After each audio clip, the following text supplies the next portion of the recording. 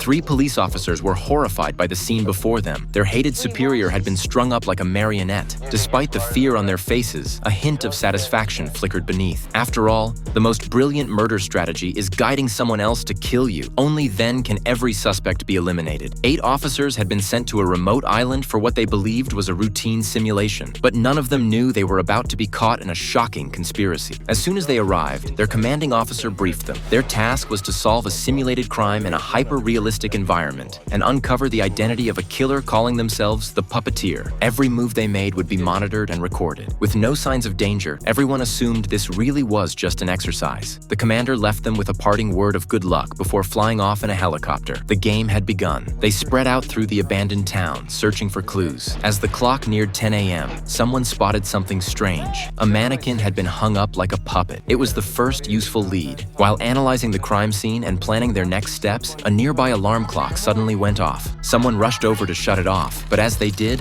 a speaker was knocked loose, which triggered a chain reaction of falling dominoes. Everyone watched in eerie silence, wondering what would happen when the final domino fell. Just as the last piece landed, a steel tank filled with liquid helium tipped over, pointed directly at the officer who had stopped the alarm. The freezing gas blasted his leg. Within seconds, the extreme cold paralyzed him. His leg turned rock solid, unable to support his weight. Moments later, his body collapsed and shattered into pieces. He was dead. Jack tried to convince himself it was just part of the simulation. Charlie was trembling. The others were gripped with fear. They hastily wrapped the body and stored it in the walk-in freezer. Someone had actually died. They tried to leave the island, but all communication signals had been cut off. There was no way to reach the outside world. Jenny suspected they weren't alone on the island. There was something else they couldn't explain. Out of nowhere, a book had appeared on the table, along with a shattered watch frozen at exactly 12 o'clock. It was clear the killer was sending a message. Someone would die at noon. There was only an hour and a half left.